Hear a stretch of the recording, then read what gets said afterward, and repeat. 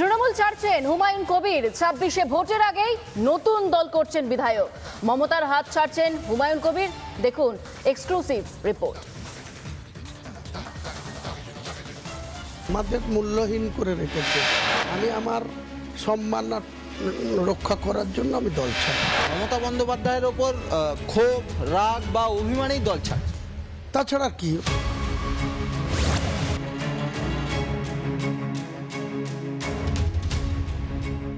দল ছাড়ছেন ভরতপুরের তৃণমূল বিধায়ক। 26-এর ভোটের আগে বাংলায় যাত্রা শুরু করছে তার নতুন দল। রিপাবলিক বাংলায় জানালেন খোদ হুমায়ুন। মানে আপনি তৃণমূল ছাড়ছেন এটা পাকাপাকি বললেন? রিপাবলিক বাংলায় আমি তাহলে ব্রেক করছি, এটা আমরা ব্রেক করছি। হতে পারেন ডেটটা আপনি ডিসেম্বরের জায়গায় 22শে ডিসেম্বর হতে পারে। 22শে ডিসেম্বর না, 20শে ডিসেম্বরটা শনিবার পড়ছে, 22 তারিখটা সোমবার পড়ছে।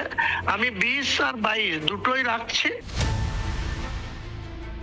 মমতা বন্দ্যোপাধ্যায় যেভাবে উঠে এসছেন, যেভাবে মানুষকে নিয়ে দলে মানে শক্তিশালী করেছেন, আজকে আমরা দেখতে পাচ্ছি সেই মমতা বন্দ্যোপাধ্যায় সম্পূর্ণ অতীতকে ভুলে গিয়েছে। স্ত্রী যে মুকুল রায়কে কথায় সব কিছু করতো, আজকে তার কি অবস্থা হয়েছে।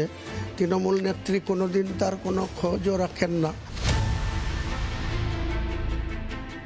মমতা বন্দ্যোপাধ্যায়ের ওপর ক্ষোভ, রাগ বা অভিমানেই দল ছাড়, তাছাড়া কি? মমতা বন্দ্যোপাধ্যায়ের কাছে যে মমতা বন্দ্যোপাধ্যায়ের দলের যে রাজ্য স্তরে যারা পক্স পার্সন আছে, অর্থাৎ যারা তাদের হয়ে বিবৃতি দেয়, দলের হয়ে বিবৃতি দেয়, তারা আমি কোনো কথা বললে আমাকে পাগল ভেবে নেয়।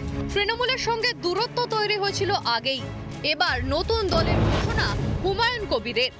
আমি একটা নতুন দল খুলব, পেয়ে যাবেন সেই দলের চেয়ারপারসন বা প্রেসিডেন্ট আমি।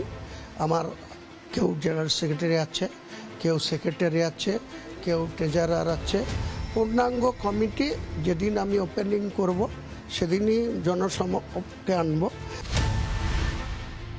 11ই আগস্ট আমাকে কামাকি স্ট্রিটে ডাকা হয়েছে। তারা একজন আইএনটিটিউসির জেলা সভাপতি করেছে, তার নাম নীলিমেশ বিশ্বাস।